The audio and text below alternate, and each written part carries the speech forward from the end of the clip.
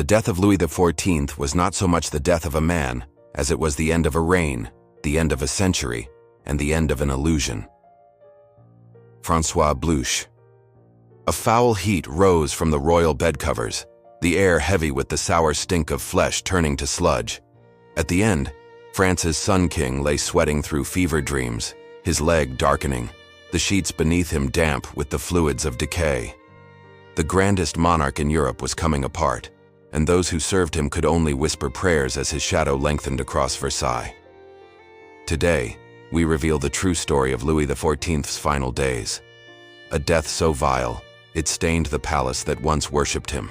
Louis Dieudonné was born on September 5, 1638.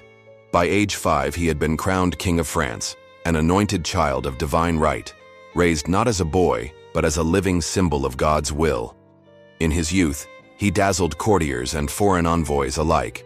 Tall, strong, with clear eyes and perfect posture, dressed in gold and lace, every movement rehearsed to perfection. One letter from the Spanish court called him a radiant presence whose mere entrance shifted the atmosphere in a room. Even before he ruled, he was adored. Even before he spoke, they called him the Sun King. As he grew older, the performance became power. He built Versailles, an impossible palace carved from swamp and stone, and declared that all roads, decisions, and loyalties must lead to him. He ruled from his bed, not out of laziness, but by design. Courtiers begged for the honor of handing him his slippers, witnessing his awakening, watching him eat. He dictated fashion by example, demanding silk stockings, jeweled heels, and powdered wigs so tall they tilted under chandeliers. He reshaped war policy to reflect his vanity, pursuing decades of aggressive expansion, draining the treasury in pursuit of glory, and sending tens of thousands to die for borders he never personally visited. The rituals of worship and government blurred until they became one. Europe called him magnificent, France called him eternal. How then did this walking embodiment of royal perfection die with his leg blackened, his body split open, and his servants too afraid to breathe near the smell? The transformation was not immediate. By the late 1680s, the Sun King was no longer glowing. His body, once vigorous and commanding, had begun to fail in slow, humiliating stages. Chronic digestive pain kept him confined to his private chambers. Hemorrhoids made standing unbearable, and constipation often left him pale, drenched in sweat and short of breath. His teeth had rotted to the gum line, and his breath was so foul that foreign ambassadors struggled to endure their audiences. Still, he insisted on daily ceremony, even as his voice thinned and his presence shrank behind perfumes and powdered wigs. The loss of mobility also marked the beginning of a transformation in his behavior. Coincidentally or not, it occurred during the same period when he began dismissing old allies, replacing them with priests and confessors loyal only to him. Some historians suggest that years of chronic pain, isolation, and ritualized worship may have deepened existing tendencies toward suspicion and obsessive control. With advancing age, the king began to shrink into himself. His posture, which once commanded entire rooms, collapsed into a stiff, bent hunch. His legs weakened so badly that he could not walk the length of a corridor without clutching a cane or leaning on a servant. The royal tailors had to alter his shoes, his robes, and throne cushions to disguise the change. The royal diet contributed enormously to his decline.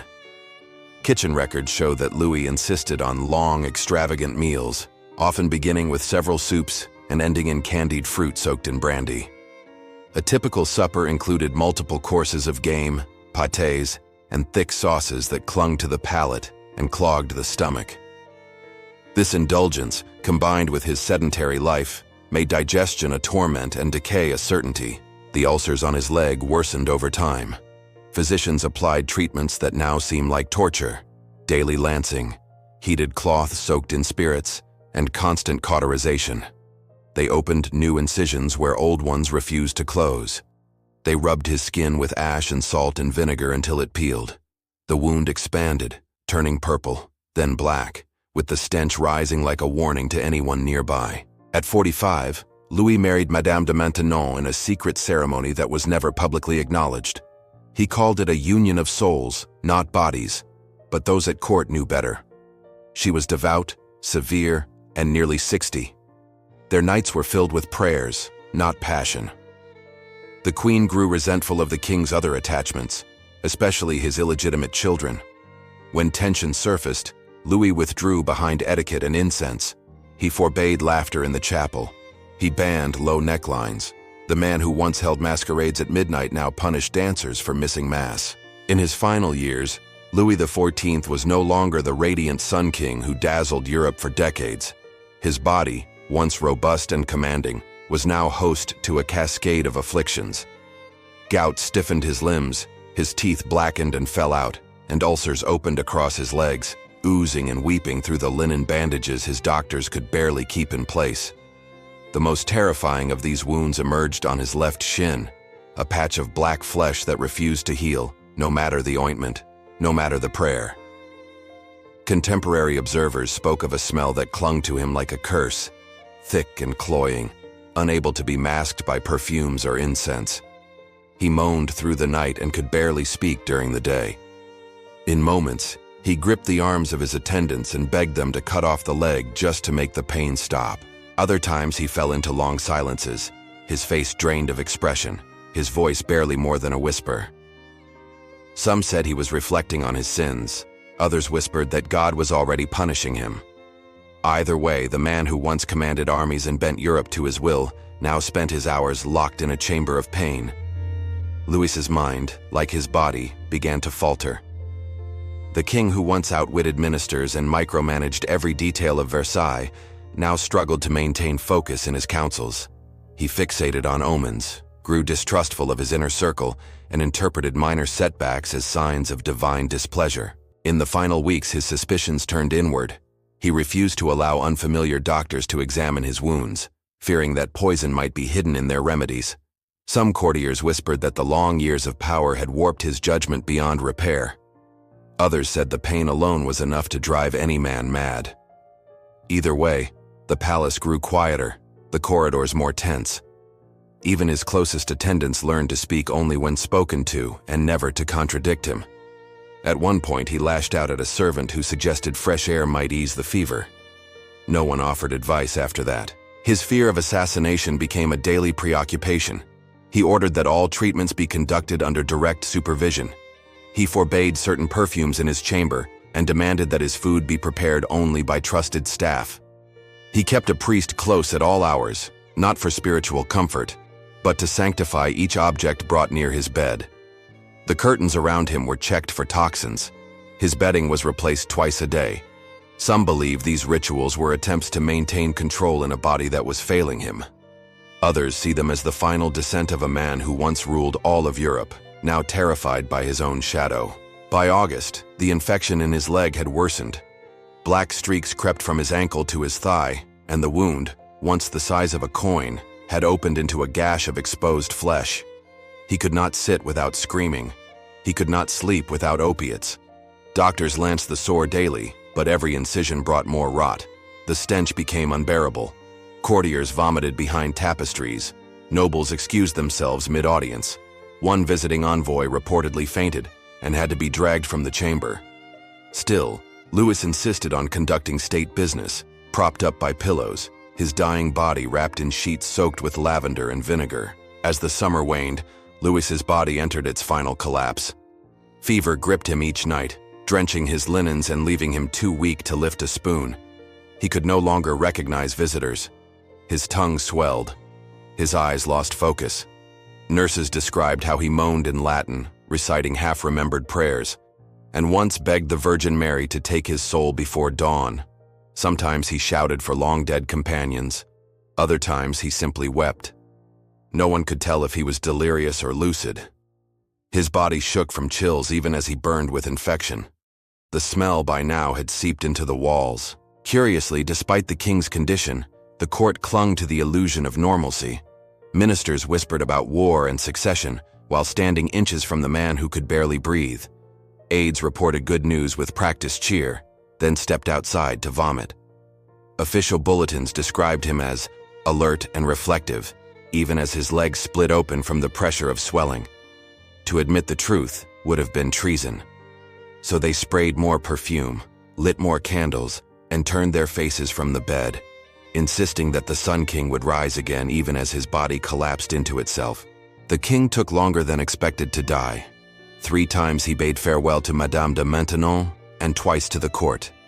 On August 29th, a self-proclaimed healer named Brun was allowed into the royal bedchamber, offering a miraculous remedy said to purge corruption. For a moment, Louis felt improvement, but the relief did not last. By then, the gangrene had penetrated the bone, and the pain in his leg returned with such intensity that even soaked linens could not numb it. The fever surged, his breathing slowed. Yet in these final days, Louis insisted on routine, hearing mass from bed, receiving courtiers, and ordering his physicians to report as if the kingdom still turned by his command. According to the courtier Philippe de Courcillon, Marquis de Dangeau, Louis gave one final instruction to his 5-year-old heir. "Do not follow the bad example which I have set you. I have often undertaken war too lightly and have sustained it for vanity. Do not imitate me, but be a peaceful prince. And may you apply yourself principally to the alleviation of the burdens of your subjects." On September 1st, 1715, he summoned his last reserves of strength and whispered to those assembled, "I depart, but the state remains forever." It was the only moment that approached farewell. He closed his eyes and did not open them again. In the early morning of September 1st, 1715, just 4 days before his 77th birthday, Louis XIV exhaled his final breath, ending a reign that had lasted 72 years, the longest in the history of France. The bedchamber, once the axis of royal power and ritual, had become a tomb in waiting, heavy with incense and the sour rot of gangrenous flesh. His leg, devoured from within, had swollen to the width of his torso. The skin was black, glossy, and cracked open at the shin. The flesh beneath was described by physicians as dissolving, and no poultice, linen, or holy oil could keep the stench from spreading to the corridors of Versailles. Though the king was dead, the body still pulsed with heat and decomposition. Death did not grant him dignity. It granted exposure. 8 surgeons were summoned to carry out the embalming. They operated not in reverent silence, but in confusion and horror. When they opened his abdomen, they found his intestines had liquefied. The stomach lining had collapsed. The putrefaction was so advanced that one surgeon vomited mid-procedure. The procedure, designed to preserve, became an autopsy of failure. For hours, they attempted to stitch and stuff the cavity with perfumed cloth, but nothing masked the internal decay. The heat of the late summer only hastened the rot. By the end, the corpse was so distended that the coffin had to be widened. His body lay in the Mercury Room of Versailles for public viewing, but behind the velvet drapes and silver candlelight, the odor overwhelmed even the seasoned guards. Attendants lined the thresholds with vinegar and herbs. Visitors pressed handkerchiefs to their faces and pretended to weep, but most only stared. They did not see the king. They saw a swollen relic of former majesty leaking from the seams. When the body was moved on September 9th to the royal necropolis at Saint-Denis, the smell followed. Mourners gagged beneath the arches of the basilica. The air hung thick with rot. At least one chronicler described a funeral not as a farewell, but as an exorcism. And yet, the grandeur persisted. Trumpets announced his procession. Bishops in gold-threaded robes intoned sacred rites. Thousands lined the route from Versailles, though many kept their distance once they heard the stories of the smell. A gilded carriage bore the corrupted king to his final chamber. But no incense could erase the truth. Louis XIV, who had built Versailles to house his immortality, had not even been granted a clean death. The state mourned with choreography. The flesh mourned in silence. Ironically, the young heir Louis XIV had groomed for greatness, his great-grandson, just 5 years old at the time of succession, would inherit not a unified empire, but a crumbling legacy, mirrored in war debt, famine, and resentment. The boy's father, grandfather, and elder brother had all died before the king, leaving only a child to carry the weight of the longest reign in French history. The grotesque death of Louis XIV serves as a powerful reminder of the illusions of eternal monarchy. The king, who once styled himself as the sun, whose name had become synonymous with the grandeur of Versailles and divine absolutism, died consumed by infection and stripped of dignity. His end marked not only the fall of a man, but the symbolic decay of a century-long era of splendor and control.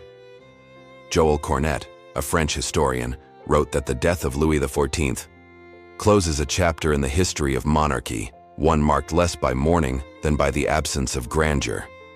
It is one of the great contradictions of history that a monarch who had demanded daily rituals of reverence for over 7 decades would be lowered into the tomb with barely a tear from his people. The transformation of Louis from the radiant Sun King to a shrunken, ulcer-ridden shadow of himself stands as one of the most sobering reminders of the human cost of absolute power. His wars, though often dressed in glory, left millions dead and his treasury in ruin. His palace, once a beacon of control, became a silent stage for the slow collapse of his body. The final moments of Louis's life, with his rotting leg and perfumed chamber, contrast harshly with the official portraits that depicted him in shining armor or draped in golden robes. This stark contrast between myth and reality is one of the enduring legacies of his reign. Thus ended the king who once declared, "L'état, c'est moi," not with celebration but with silence and the stench of infection. The man who transformed France into the dominant power of Europe ended up like all others, broken, febrile, and helpless in the face of nature. The death of Louis XIV was not only a biological end, but a symbolic rupture. His body failed, and with it, so too did the myth of permanence. The court that once treated his every word as law was now left whispering in candle-lit corridors, waiting for a child to replace a god.